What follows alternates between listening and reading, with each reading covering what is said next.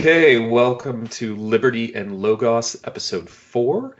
I am one of your hosts, Bellamy, and today we are going to be talking about anarchism as we sort of foreshadowed in previous episodes. And so as we get to a little later point in the show, I am going to offer a definition and a defense of anarchism as politically vital, philosophically relevant to our current situation, and then my indefatigable co-host is going to explain to me why anarchism is a moribund tendency and a useless, meaningless label, and that I'm clutching to a withered husk.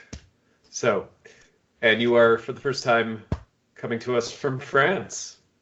Yes, indeed. And I'm sat opposite an observatory over which the sun is rapidly descending, and so I may be in darkness very soon, but I have a little light above my head. Yeah, we staged this rich symbolism. So as we go on, I'm actually probably going to get lighter and lighter, and you're going to get dark. Yeah, well, someone's got to be the rising star. And I was going to say someone needs to be the villain, I guess. Yeah, sure. So how is France? France is okay. It's very busy. There's lots of things going on. I'm not in Paris, so I'm not immersed in all that kind of turbulence, but it sort of finds its way to the outlying cities as well, and even the countryside. There's a sort of general atmosphere of protest and dissatisfaction, you could say. And one of the things that I wanted to bring up a little bit as a kind of small topic was something that I've noticed, having been here 2 weeks. I've seen a very, very different attitude towards binge drinking compared with when I previously lived in France 10 years ago. And at that time, I think this is of psychological interest, really. Historically, the continent didn't have a real phenomena of binge drinking. Yes. And my analysis at that time, after sort of meeting people from France and Germany and the Slavic countries and so forth, was, first of all, like horror that they gave their children, very, very young children, sometimes like 3 or 4 years old, alcohol. Yeah. But then I sort of eventually realized that the overall effect, if you give kids a little bit of alcohol gradually through their childhood and then in their adolescence, they don't grow up with it being a kind of mystique that they have to sort of get their hands on, and then they don't, from like in the late teen years, start just throwing it down their neck. Mm-hmm. And also there's this general impression that alcohol is the accompaniment to the evening, be it a meal or sitting in a cafe smoking cigarettes and conversation. And it's there on the side, whereas sort of in the countries, the British Empire countries, England, America, Australia, to a lesser extent, Canada, there's this sort of medicinal approach where almost the function of the evening was to go out and get drunk, you know. Yes. And there was this big difference, and as I said, I attributed this to the very different approach. But now, I'm in a very small French city, but it has a very high population of young people, and it's like this partying going on all the time, and they're getting really, really leathered. They're standing in the street just drinking and drinking and drinking and drinking. And I'm kind of wondering what has changed. And, I might sound like some old grandpa moaning about people drinking.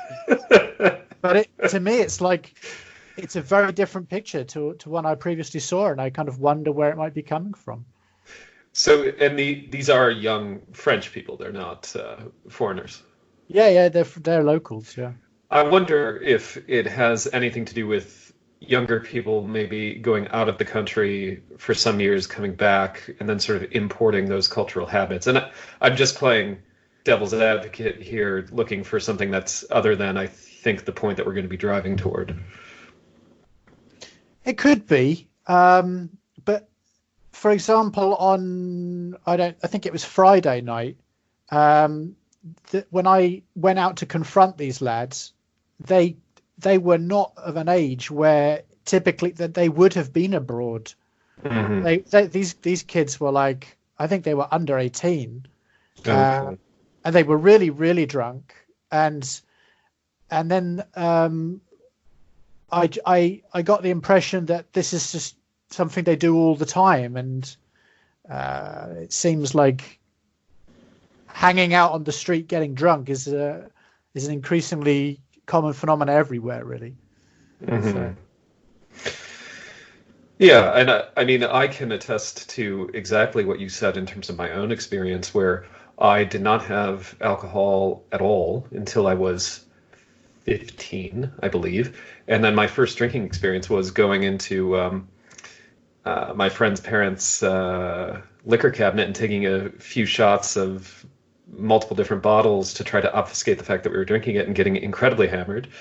And then, as you know, for a certain period in my life, some years ago, I was an extremely heavy drinker. I would drink 20 to 30 drinks a day, and had to, essentially drag myself out of that way of life through force of will. And it absolutely has to do with sort of existential balm, where you're trying to stave off feelings of despair, purposelessness, and so forth in this this kind of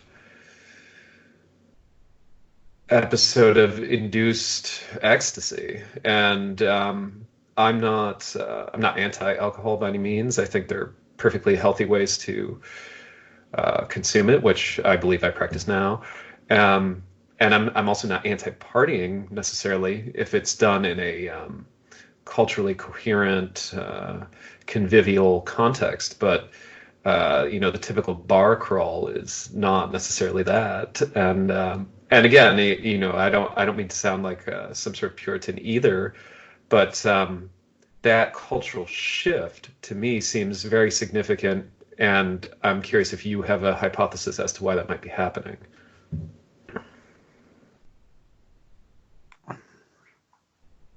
Well, I don't know. My gut tells me it's something related to sort of a de-intellectualization of young people. Yeah.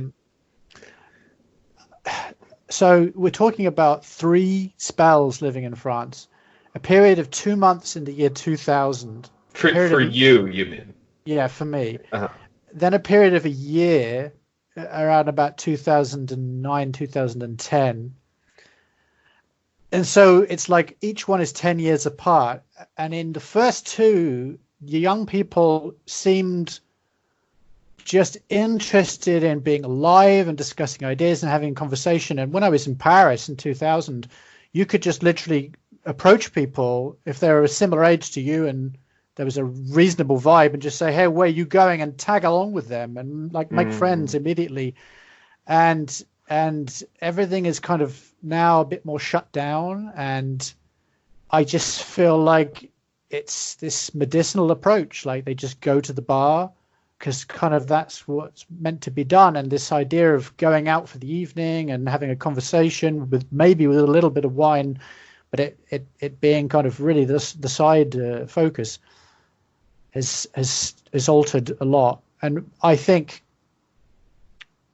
like you pointed out in your experience I couldn't even offer an explanation of why I used to drink so much when I was a young man. I don't even remember what I was thinking. It just seemed like it's a sort of strange mixture of peer pressure, I suppose, and almost like it's the default thing for people to do. Mm-hmm. Yeah. It's like you see when you're like 15, you see the kids that are 17 and 19 and in their early 20s, and it's like this seems cool and it seems like it's what everyone's doing, so it just repeats itself. And quite how it got to this stage in France, I don't know, but presumably Either one generation of parents kind of sort of stopped encouraging their kids to be that kind of more intellectually switched on, more open to life kind of young person, and just maybe even stop sending them signals altogether, or they get their messages from somewhere else. Perhaps, as you say, it was imported. Hard to say. But I just wanted to really put that out there as an observation, and I'd like to see if through similar observations over time we can track some kind of a picture of what's going on.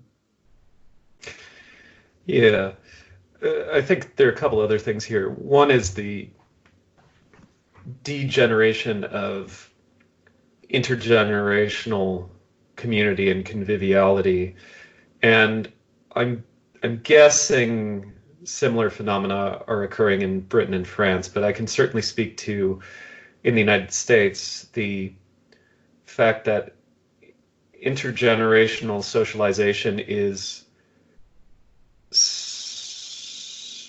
I don't want to say it's gone, because I think it exists in certainly certain subcultures, but we have this ridiculous thing in America of the baby boomers being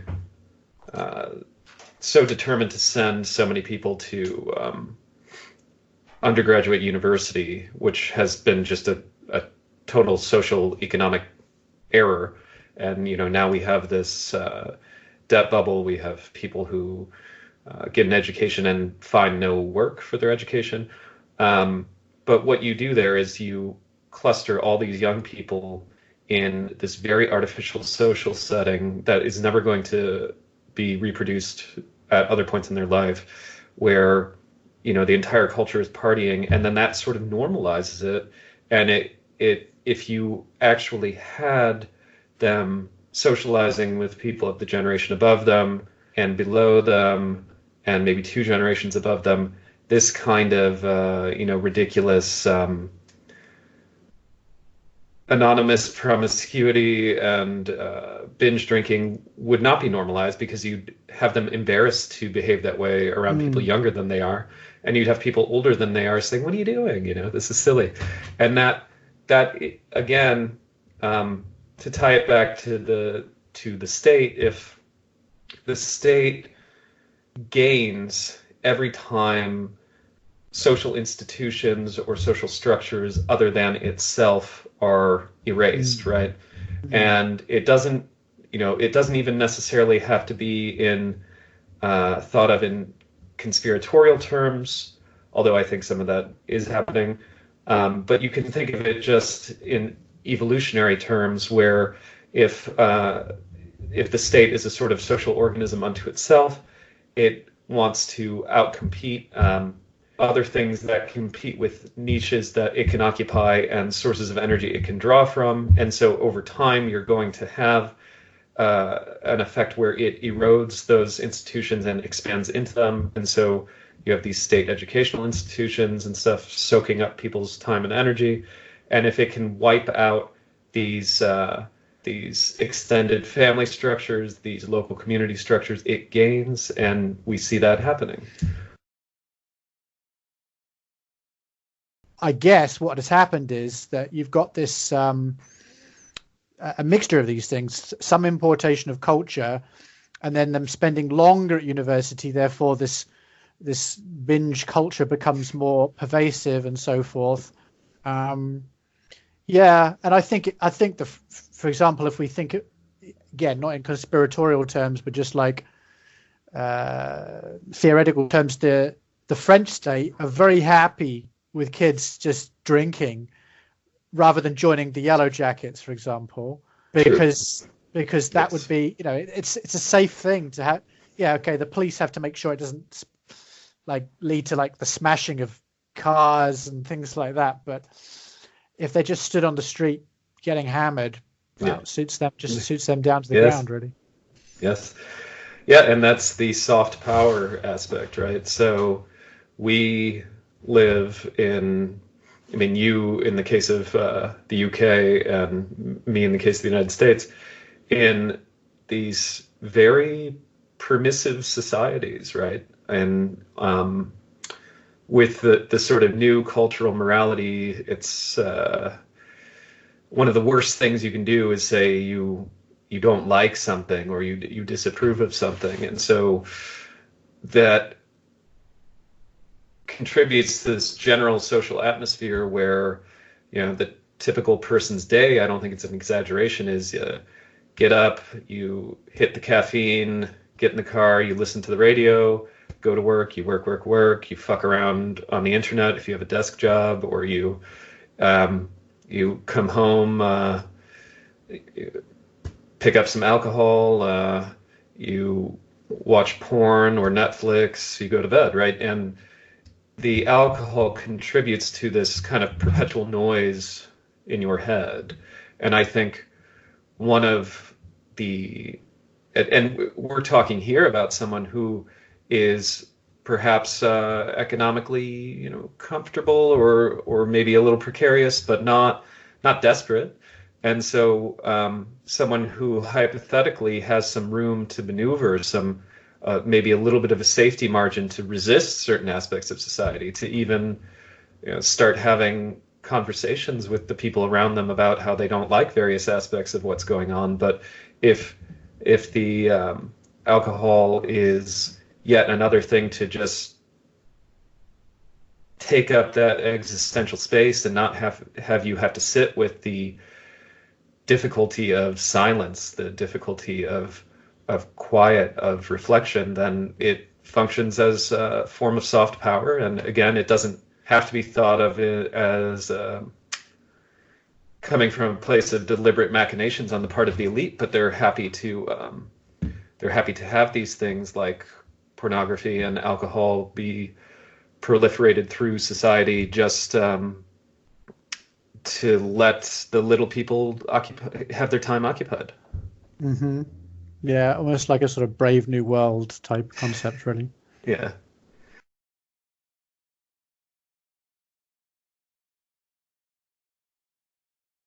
So I had someone recently alert me to the fact, and by the way, my email is always open for anyone listening. We'll have all that information somewhere.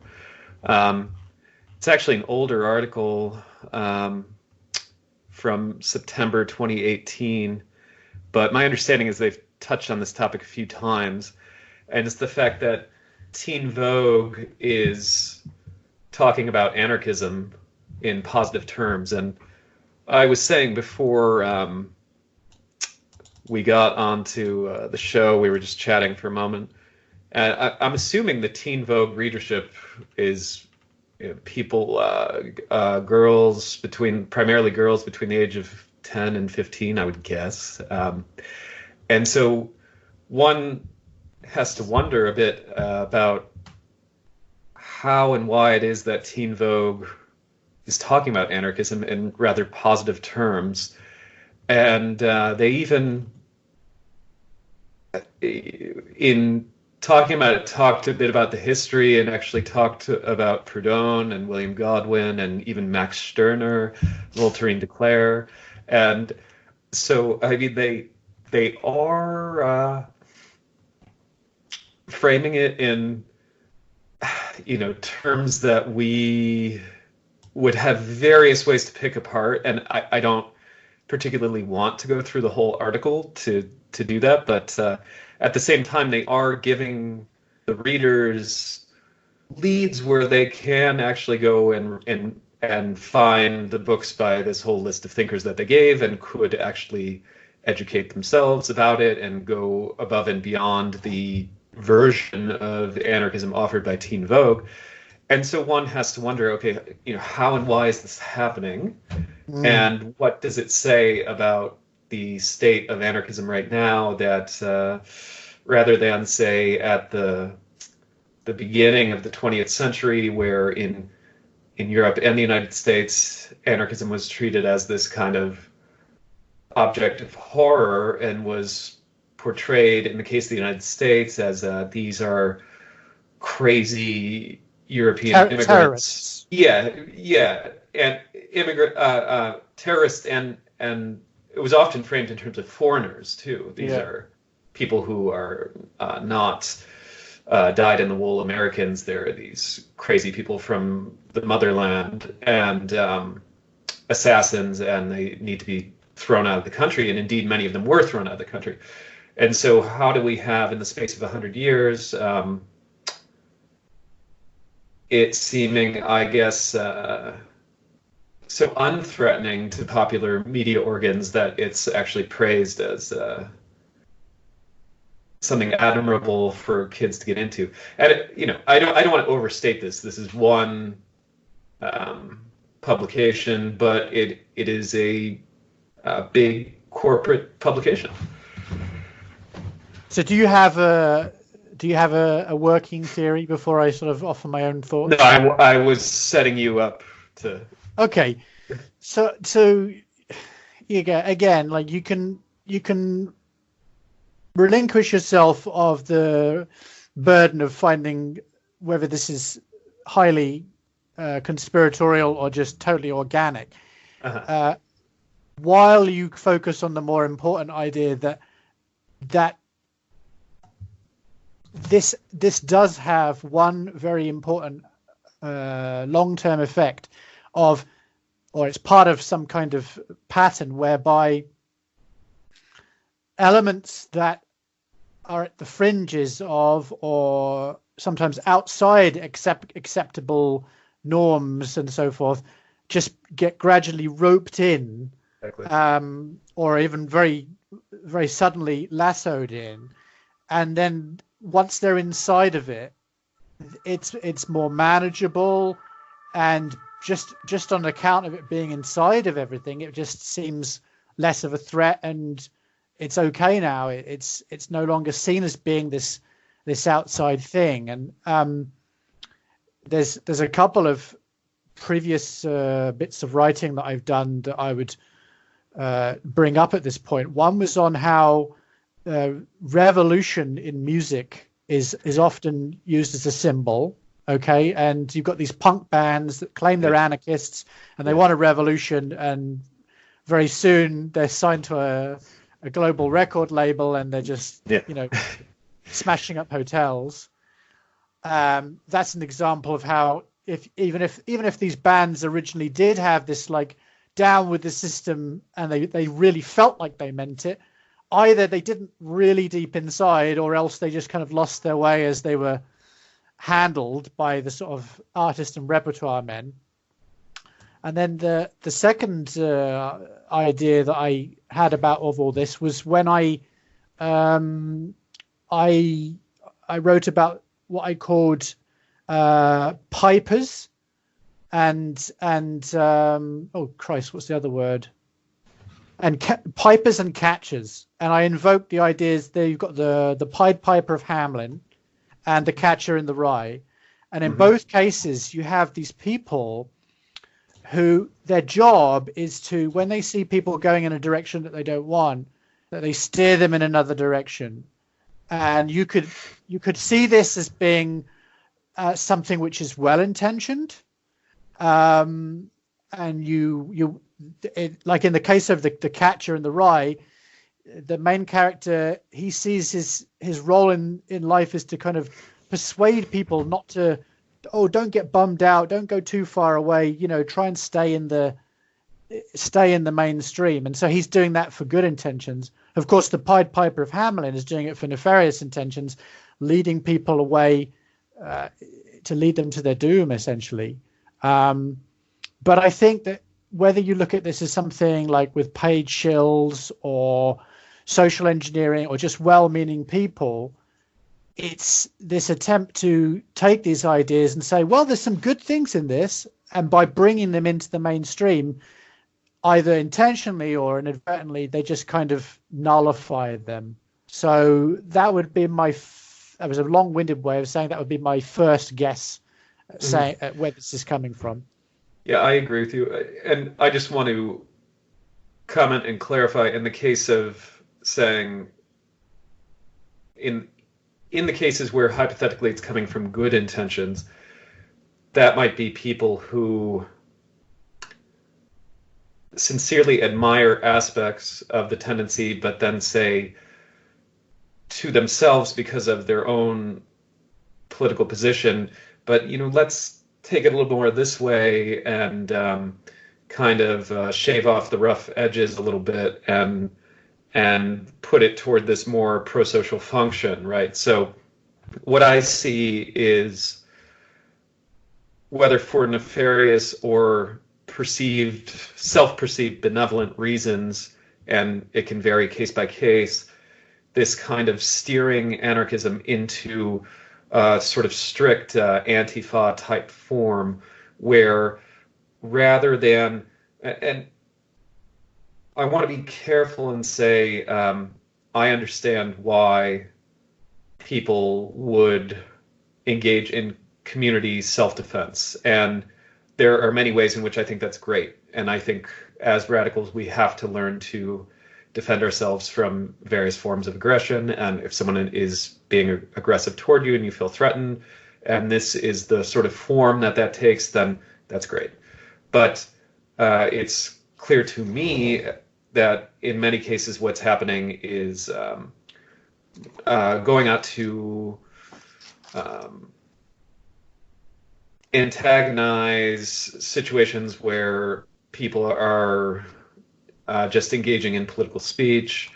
And I think the greatest thing that can happen for the power elite and the parasitic dominator classes of modern Western societies is for, in thought and speech and action, for anarchism to shift away from being about how do we dissolve and escape from Leviathan, which a whole variety of people want to do, and to instead be, we are the warriors who attack dissident weirdos on the far right, and we are shock troopers who bash it up with other dissidents. And so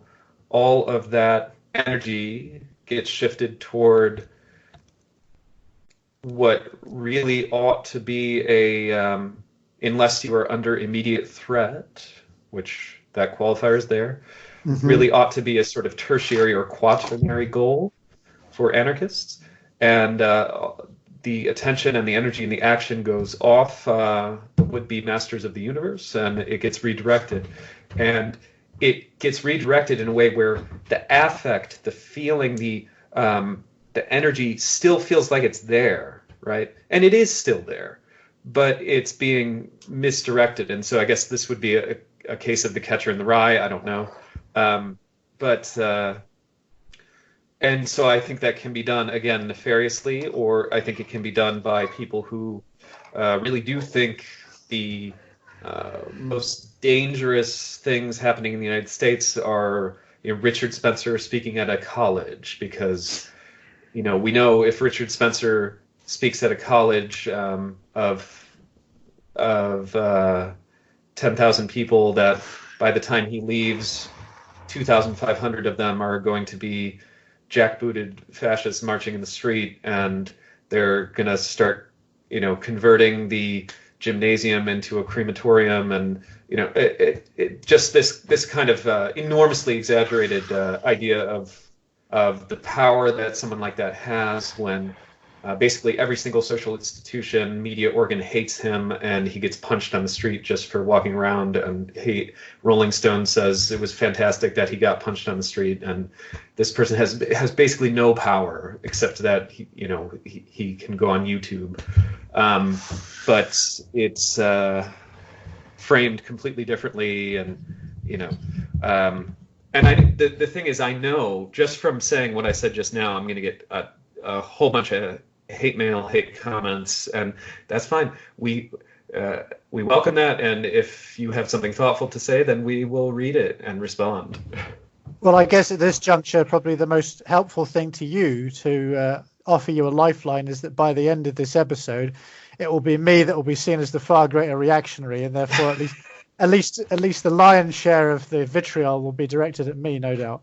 Yeah, yeah. And I think this actually serves us really well as a segue into the main topic, since I want to take this opportunity to state before handing it back over to you that don't consider myself an anarchist. I'm not an anarchist. So when I hear you saying these things, I wholly agree with them, even though I'm not, because you can replace anarchist in your description of how people should be doing things with a person who's interested in liberation. And so, yes, these conversations kind of just get shut down and all the rest of it. And it's kind of like the death of the discourse and this focus on policing. Yeah.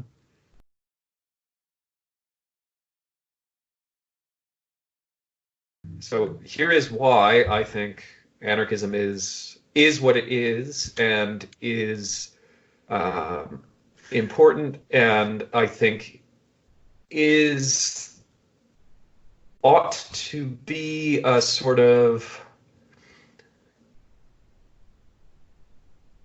how do I put this? Ought to be a sort of signpost which can point us in the right direction, is morally defensible, is a logical response to what we have right now, and ought to be a place around which people with various points of view about how they would like to see things be, nonetheless identify a common problem and sort of a way out.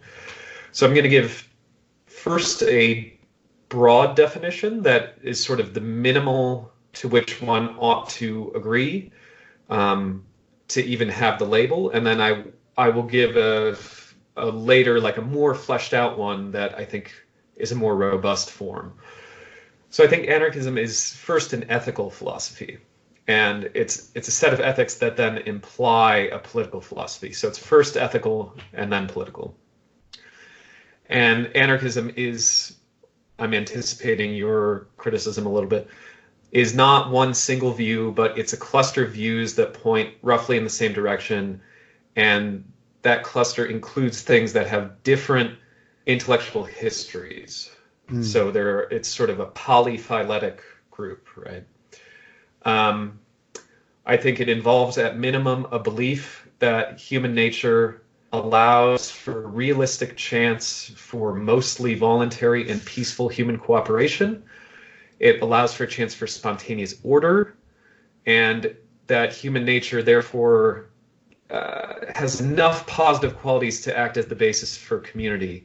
It doesn't mean you have to think people are basically good. It doesn't mean you have to ignore the fact that people are easily corrupted. I actually think people are very easily corrupted, and that's part of why I'm an anarchist. It involves a belief that the needs and the desires of the individual are not necessarily in conflict with the community, that individual freedom can enhance community freedom. It's not a zero sum between the group and the individual. And it's the belief that coercion, domination, and exploitation are both harmful and unnecessary in society. So coercion we can think of as initiating force against someone who is peaceful, and that could possibly even include psychological force, but that's kind of dodgy. By domination, I mean the creation of institutions and atmospheres that allow for sustained control over people, even if you're not physically coercing them at every moment. So things like surveillance, social engineering, the constant threat of force that gets internalized. And by exploitation, I basically mean economic parasitism. So different types of slavery and servitude. So all three of those are harmful and unnecessary. And I acknowledge that different anarchists will see those definitions a little differently, coercion, domination, exploitation, but I think we can all sort of roughly agree on them. And then all forms of anarchism will include some idea of how to get to there from here, from our current situation with a lot of domination. That could include social revolution, building the new world in the shell of the old, desertion, secession, just mass consciousness changing, collapse, saying we just have to prepare for collapse, or even accelerationism. But there will be some idea, even if the idea is, even if the idea is just quietism for now, there will be some idea of what to do. And then I would say anarchism is not inherently a left or right-wing position. You could say it is one or the other. You could say it's beyond both, or it includes aspects of both, but it's not inherently a left-wing or right-wing position, as some partisans on either side like to claim. And so I think at minimum, it implies being anti-state, but it might be, I think it really ought to include being anti-other forms of formal hierarchical social institutions. But that is my minimal definition. And so I want to hear what you have to say about that, and then I can give a full-throated Bellamy brand anarchism. Okay, cool. Yeah. Well, I would say that the first thing that springs to mind logically when I look at the word, and I look at it through the lens of my entire knowledge and experience, is that it has a negative construction. Yes. Okay.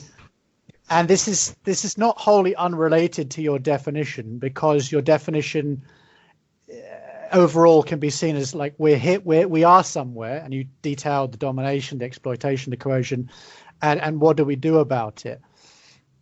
And I think that the first issue that I have with ideologies that are negatively constructed is wondering why they're not positively constructed. Now, so Sam, can I just jump in for 1 second? Yeah. Okay, it's going to be very brief. My expanded definition includes more of the positive, but go ahead. And that was deliberate on my part. Yeah, and I don't mean to start pointing the finger immediately, but it's kind of like you have. I think you're right. You have this total broad stroke definition, and the danger is that you are, I guess, you're consciously involved in like a rebranding, but then by rebranding you have the task of kind of convincing the others that have their own different conceptions of why it ought to be like this. And so I was going to say, like, Sam Harris at an atheist conference in the mid-noughties said that he thinks the most urgent task for them, or he thought the most urgent task for them, was to abandon the term atheism because it was negatively constructed. And he said, we don't have a word for people that are like don't believe in slavery, and we don't have a people who don't believe, like, we don't call people non-astrologers, or astrologists rather, and so I would urge you, even at this point, to question, and other people who are going through the same thoughts, why not think of a term and start using that one instead. But then I think it's very interesting that you touched on the different routes to the same or different histories, and I think that offers some hope in that.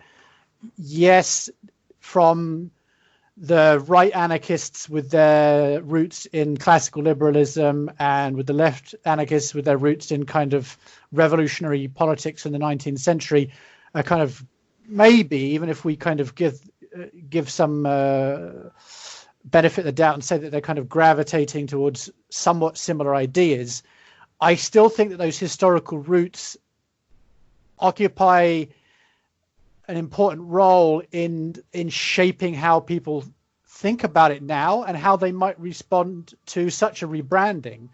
And I think that these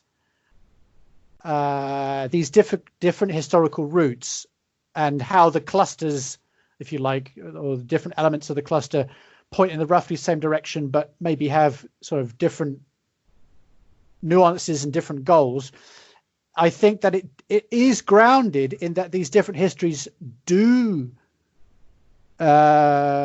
engender in their followers and believers very different views of what ethics is and how ethics should be constructed. I think it does offer very different formulations of what human nature is. And I think that it really does offer different perspectives on the tension between the individual and the community. So those three things which you mentioned, ethics, some sort of view in human nature, and then like the relationship between the individual and community freedom, I think that those are where the differences become more irreconcilable. Yeah. Okay. There was a lot in there, and I appreciate the response. So well, maybe, first, maybe I guess maybe if I flesh out one of them, and then we can go from there. Like on the ethics front, the right anarchists, they tend to start with ethics more immediately. Yes. Whereas most of the prominent left anarchists that I've encountered, okay, and I don't just mean like kind of pseudonymous, almost faceless figures like Sir Einsiger, but also like Lawrence Dirac and Jason McQuinn, Wolfie Landstreicher. Whenever I've corresponded with them, and I've corresponded with all of them, they come back with a very anti-ethical position, and they don't want to say, okay, these are the ethical points that I'm referring to and that inform my ideology. It's like, we don't need that. We just want individual freedom. Okay. I do have to point out, all four of those people that you named are extremely informed by Max Stirner, and therefore they're not going to want to have a moral realist argument so in other words, they would see the idea of laying out a system of morality that is objective and real in itself as itself already engaging in this kind of self-limiting, internalized domination path. And so I think it's misleading for you to say, well, that's what left anarchists are like, because they wouldn't even accept that label. What I would say is that the right anarchists are likely to lead with the ethical theory and see that as the foundation of their view, whereas I would say in general, and these are sweeping generalizations to some degree, the left anarchists are going to lead with what they don't like about the current society. They're going to lead with the critique rather than lead with the ethics of how they believe things ought to be and how people ought to live. And I want to go back to what you were saying about the word itself being negative in its etymology, and the definition I gave being negative. And I think that is because anarchism is not a whole philosophy of life. It is not. Its jurisdiction is more narrow. And to say this definition doesn't give me that much of a sense of how things ought to be, I think is true. I think it is primarily a critical view, and especially the minimal definition I gave. The maximal definition includes more positives, but it's not meant to be an entire way of being. And in that sense, I think there's a weakness, because one needs to have a richer view of what life ought to be beyond this. But it's also strength in that, as I said, I think it is something that a lot of people can get behind who have varied views about what they would like the texture of the culture they would like to inhabit to be, or varied views about what the entire purpose and meaning of human life is. But we can agree on a sort of set of criticisms about what is going on and how the current society limits us, and we can agree on a certain sort of set of ethics to try to get along as best we can. And I'd like to give my maximal definition, and then you can respond unless you have something burning. Well, I think we have to hold off on that because this, otherwise we kind of lose the logic. Sure. In my view. So, in response to what you've literally just said, I think that this is where the belief in human nature and the tension between the individual and community already reveal themselves as being irreconcilably different, because the right anarchists, their view of human nature is more or less homo economicus, right? That we have these kind of transactions between ourselves, and that it's the state that gets in the way of them, and that if left unchecked, it would resemble something like a free market, and it seems seemingly ignorant of the idea of like pre-capitalist and non-capitalist interactions and gift economies and the like. Whereas the kind of belief in human nature that I think informs like the broad history of left anarchism is scientific materialism, and that in itself has a number of tremendous smuggled assumptions that put a lot of difference between a lot of the different people involved. So yes, I guess I chose 4 people that are not classically left anarchists, but I suppose I was doing that because of a point which we might come on to shortly, which is my view that 90% of anarchists are just commies. So. Okay.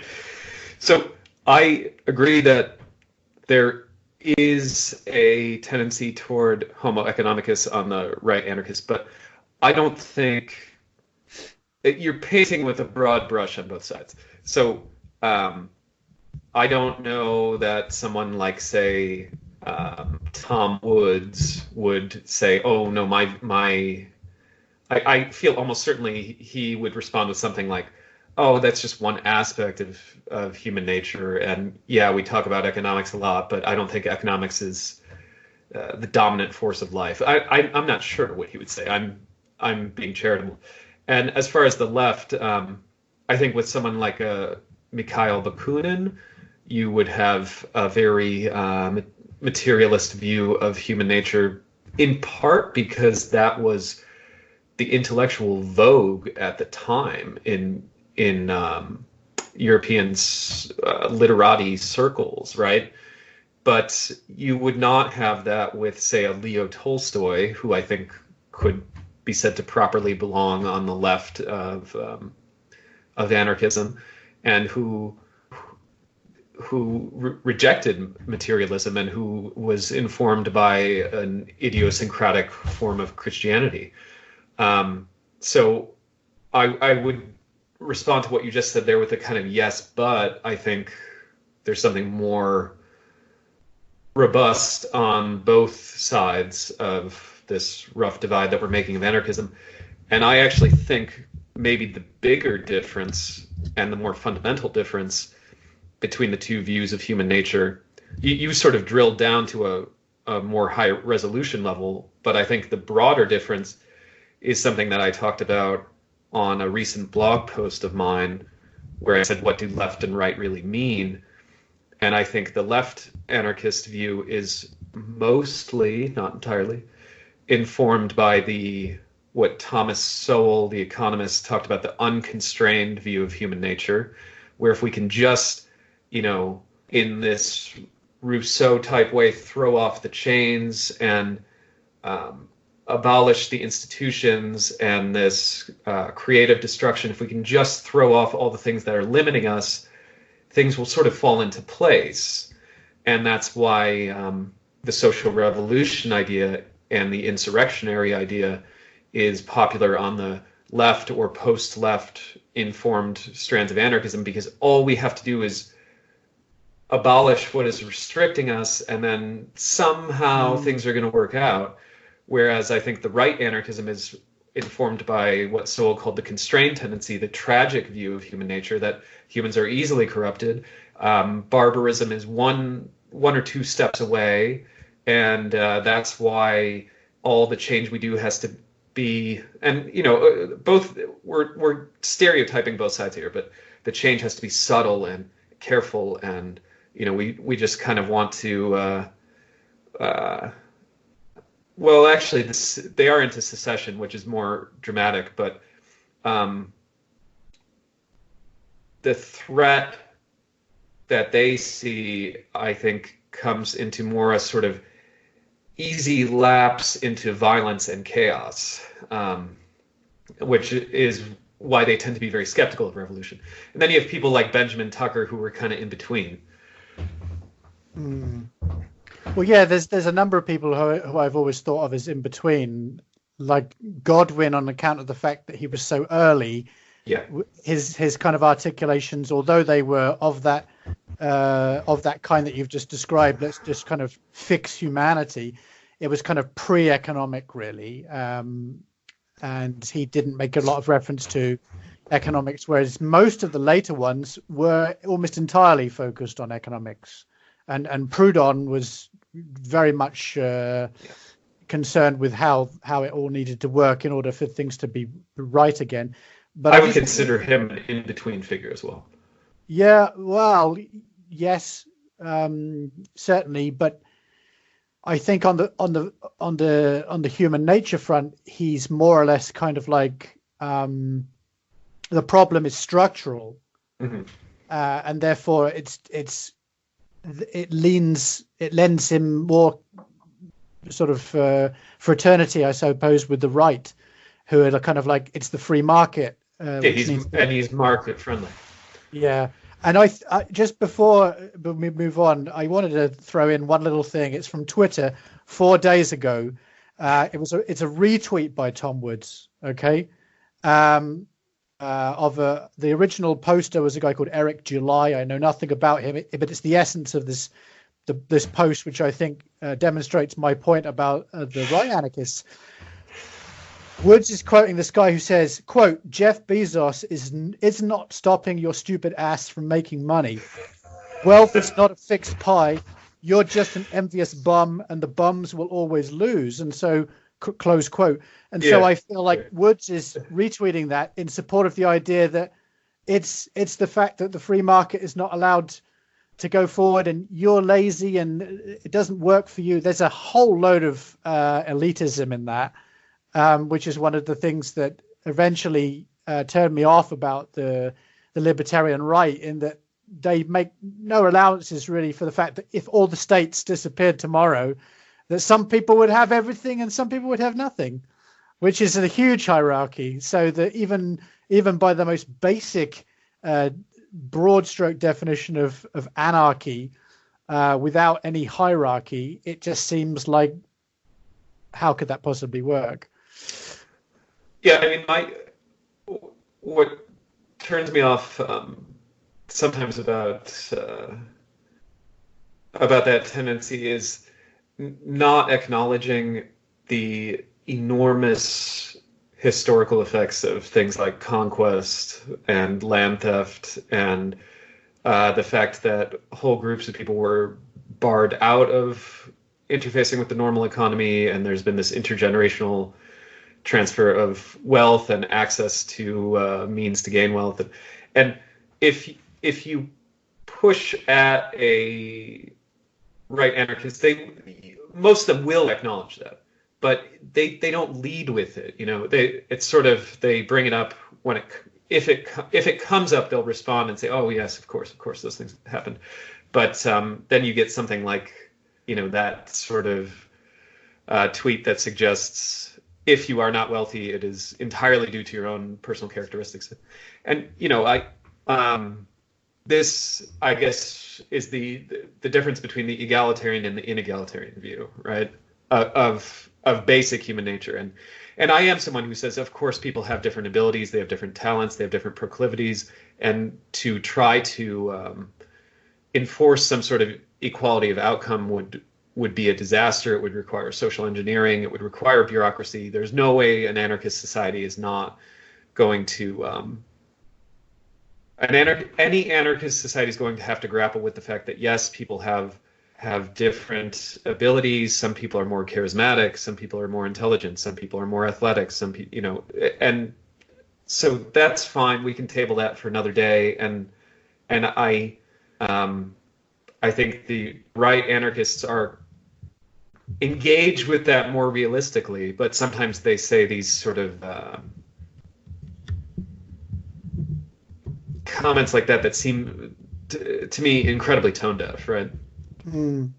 Well, I think that all of this from the last several minutes really speaks a lot about the third anchor that I pointed out, which was the tension between individual and community freedom. And in all anarchist sort of visions that I've come across, I see that I don't see any signs, except from like maybe the anarcho-primitivists and some others, but in the main, I don't see any recognition of society itself as being a kind of leviathan, mass society. Yeah. Well, I mean, is there really any other kind? Like the idea for me is that this is a point that I've made before, is that to me anarchism is like, as you said, the idea that based on sort of some view of human nature or something, that people can live together in relatively peaceful terms with a kind of spontaneous order. But my contention is that that won't happen if there are sizable differences in their fundamental values. And I don't see from the right or the left much acknowledgement of what that says about the ability to form actual societies, because very small communities, sort of Dunbar number or below, will not have that conflict. But once you start getting to a certain size and complexity, it just seems inevitable. Yes, I agree with you. And the trouble is that what you just expressed is so much beyond the margins in the wilderness of the political conversation that most people don't even want to go there. But I agree with you that when you get beyond a certain number, you live in mass anonymity. You live in such a way that you are heavily affected and heavily entangled with people whom you do not know and will never come to know personally, and who have inevitably different fundamental values from you, and that this is one of the major leverage points of the parasitic dominator classes, because the inevitable outcome of living, I mean, the United States being a tremendous example, a huge country with huge regional diversity in norms and values, and the elite classes then come to be the decision makers, the power brokers, the ones who settle the inevitable disputes. And so having huge societies like that is not only, I would say, sort of personally deforming in that you have all these alienated interactions with people all day long, but it is the fertile ground from which the state can emerge, because someone has to be the final decision maker. Someone has to be the one who resolves conflict. Someone has to be the representative, right?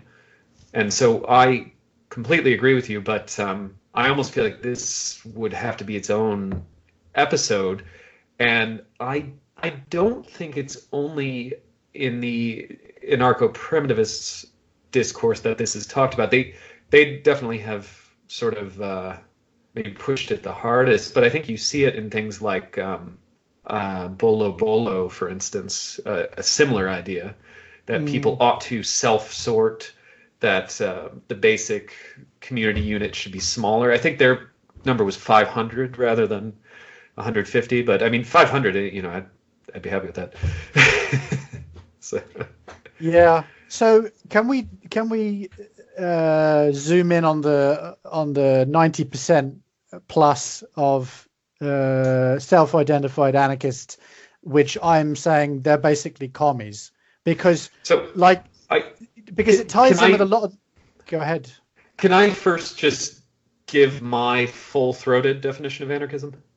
Well, I think it's a separate thing. I'm trying to hold you off on that because I think even before that gets zoomed in on, it's like in some ways it's like, okay, you're giving this definition, but it doesn't explain these other sort of anomalies, if you like, because when you said, for example, in your definition, I don't know if it was there when you read it out, but certainly when you sent it to me beforehand, you said, like, at minimum, anti-state and anti-war, right? Yeah, I actually didn't say that because it just felt like I was going a little off topic, but yeah. So that's where I would say, like, all these kind of people like David Graeber and people like that, and the people who used to appear on Anarchist News singing the praises of nationalists in Mexico and in in the Kurdish territories and things like that. They're talking about war being a good thing and it not being just about self-defense, but about like trying to claim territory to have these so-called anarchist experiments, which in reality are far from anarchist. And they're not anti-state either, because all of these things will amount to governments. So I want some kind of, I think that I'm puzzled as to why there isn't greater acknowledgement, even among the people that don't have this view but still call themselves anarchist, that there's this big elephant in the room that most of the people using the label are just nowhere near it because they're not really anti-state or anti-war. I think there is a sort of non-realism among anarcho-communists or socialist anarchists who want a large society, generally a high-tech society, and some sort of planned economy in the sense of an egalitarian distribution of resources, or there's this new phrase that's popular among certain oddball anti-state communists, something like everything for everyone, or this sort of it's kind of weird because it has almost this hyper consumerism about it in a certain way, but that I don't want to get off track. If you have all those things, inevitably you're going to have a whole lot of organizational meetings and a huge logistical engine to organize all of that. And inevitably it's going to get so complicated that you would have to have almost endless meetings with almost no time for work if you actually tried to include everyone.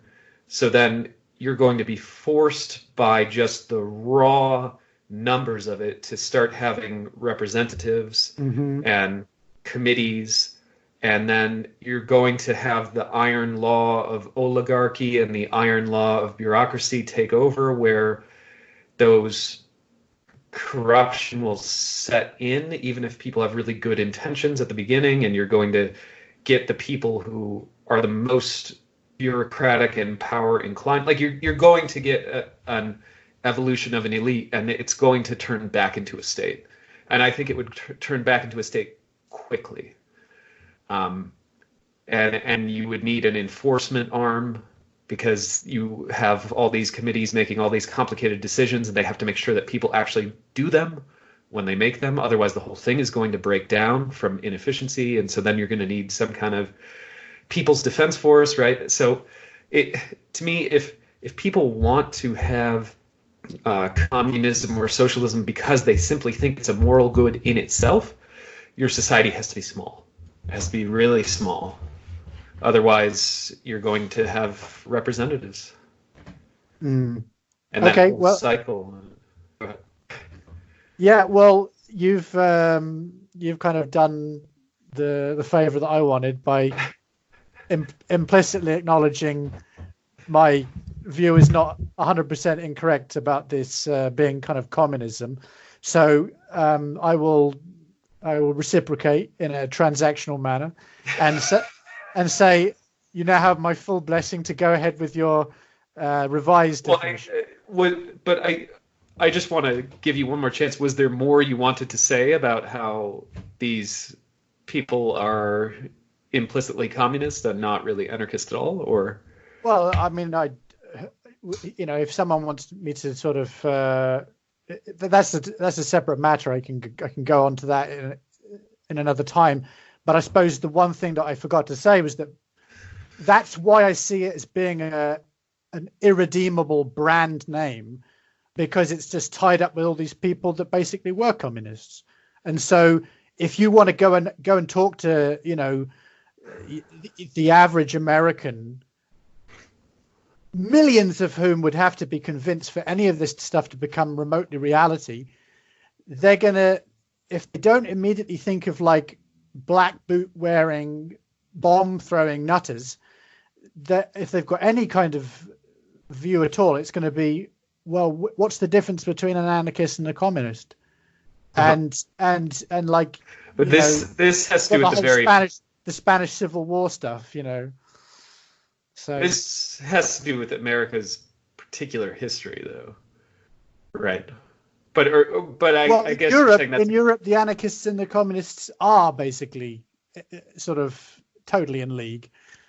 So it's not like I'm wrong on that front. It's just, I mean, if you look at for example, well, any of the prominent anarchist theorists that we've named so far today, I think all of them would identify as socialists. Well, not Max Stirner. Okay, the others, all of the others. Yeah, I mean, even Benjamin Tucker called himself a socialist of a sort, but he meant something different from what you and I were describing. I mean, he didn't want a planned economy at all. He wanted a market economy. But yeah, I think they would, but that is... Well, Proudhon wanted a market economy as well. Right. But I think that is... I don't strongly disagree with you with your point, but I think that is equivocating about the definition of socialism, because there's a definition of socialism that we have now, which is basically that the state either owns directly many of the major industries and other economic institutions in the society, or they have a huge influence on the economy in some form or another. Whereas the way that these 19th and early 20th century figures were using it was this sort of, it was more of an ethical sense than a technical sense of there should, the economy society should be oriented towards providing for the many. Yeah. Yes. But those are the same thing to me. Okay, but I mean, clearly, like the Benjamin Tucker piece, I forget it's something like state socialism versus anarchism. Like, he's clearly rejecting that, and Bakunin anticipated that Marx's ideas, if put into effect, would lead to a total disaster. So I mean, these people were always critical, or most of the figures that we named, I can't even remember them all, in some way or another rejected the idea of a planned, top-down planned economy. And so I think to say these people basically were communists or socialists, I think is not... It's accurate in a trivial sense, and it's incorrect in a detailed sense. If you want to say that, broadly speaking, they were on the left, sure, but I don't think top-down socialism should define or exhaust the left. It's rather one aspect of the left. I think that we have a lot more we can go into. Okay. Maybe this is going to become a recurrent theme, but I really would like to now give you your time Okay, to sure. lay out your definition. So the robust, full-throated anarchism, I think it includes all of the above that I gave earlier, but it also has core positive values. And so, whereas before we were giving the negative, I think for anarchism to really be robust and full and thriving, it has to include positive values. And those are core values like mutuality, voluntarism, freedom of association. So when individuals come together and relate in this anarchist way of being or form of life, the individuals are coming together in volitional, cooperative, mutually beneficial interactions, which can be gift economy, it can be exchange economy in a sane and healthy way, sharing resources, taking on projectual endeavors voluntarily from shared values and goals. A core value, I think, would have to be what we could call either autonomy or self-ownership or sovereignty of the individual, along with respect for differences when there's non-interference, radical decentralization. So as we talked about on a previous episode, small societies that are organically formed by consent and mutual agreement. Violence must be defensive, and a world where we would have thousands upon thousands, if not even perhaps millions, of communities formed on the basis of shared values. So speaking to your point about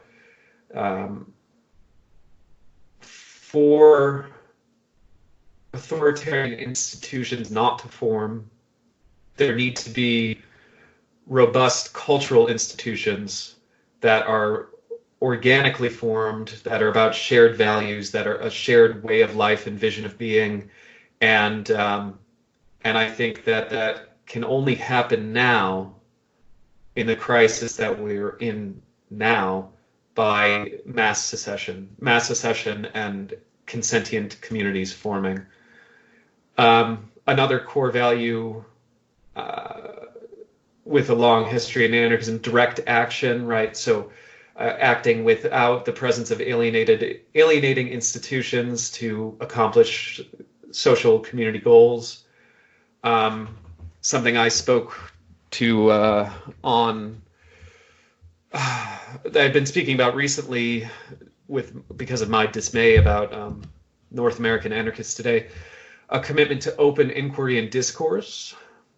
So in order, I think, to resist the enclosure of the sort of way that authoritarianism can creep in through conformity and through people not being honest with each other, and I think necessary for a society to remain adaptable and healthy, a community must have some understanding of a public forum where you can air grievances and critiques and questions. So I think freedom requires free thought, and free thought requires free speech. So unfortunately not a widely held anarchist value at the moment, but I think it ought to be. Just a few more points here. An ecological orientation, I think, is necessary. A sane and healthy relationship with the biosphere is not just desirable for tree-hugging reasons. It is actually necessary for a community to survive. A society that destroys its topsoil is a society that will destroy itself. This is a big topic for future episodes, but I think a neo-Luddism is a necessary ethic for anarchism. Technology is not neutral. It always has social implications, ecological implications, and to pretend that simply progressing in technology means boons and little else, I think, is a naive view that is driven by some of the dominant ideologies of today. And last one is a commitment to inner liberation, not only outer liberation. So I think freedom and anarchism in particular has necessarily spiritual and psychological dimensions. So we have to overcome our fears of freedom, our fear of taking full responsibility for our lives and not having conflict resolution and that sort of thing done by external institutions. We have to overcome mindless hatred and resentment of other people. We have to always be wrestling with our own sadistic and dominating urges, our feelings of learned helplessness and weakness. We have to cultivate positive psychological orientations like compassion, acceptance of the inevitability of difference among human beings, self-overcoming and pushing ourselves to be strong, to be high agency, to be healthy, and so forth, and that radiating outward from the individual to create a freer community. So that is my full-throated anarchism. Well, first of all, thank you. That is having cut you off a couple of times. It's really nice to actually hear you, or in fact anyone, say those things. I think they're beautiful ideas, and I would agree, I think, with all of them. I just wouldn't call it anarchism. And I wondered whether you wanted to leave it at this stage on the basis that in response to the conversations we were having earlier, and then finally your expanded definition, maybe what do you think of the idea of seeing what kind of feedback you get from card-carrying anarchists about your expanded definition to answer the point about whether or not it kind of is or isn't anarchism, or it represents too much of a rebranding? What do you think? Yeah, I think you're right. I actually am tempted to go on and have you start attacking that definition, but I think it's actually a nice stopping point, and we've gone for a little over an hour now, so I want to try to keep these episodes to being, around an hour, maybe a little longer. I have really nothing to attack about this, about the expanded definition. Okay. I would agree with all of it. It's that the broad stroke definition, I think, has a number of problems, which we discussed earlier. And I have some more points, but I think they will come up in other episodes as well. Yeah, we could also start the next one with you making those points. So sure, that's all for now, I guess. Thank you for watching and listening, and please do give us your feedback. We, as I've said before, want to make this a really active show, so we will be having guests, but we also want to get audience comments, and if as long as you don't say like "fuck you guys, you suck, you're not really anarchists" or something, then if it's insightful, we will read it. So thanks for watching. Cheers.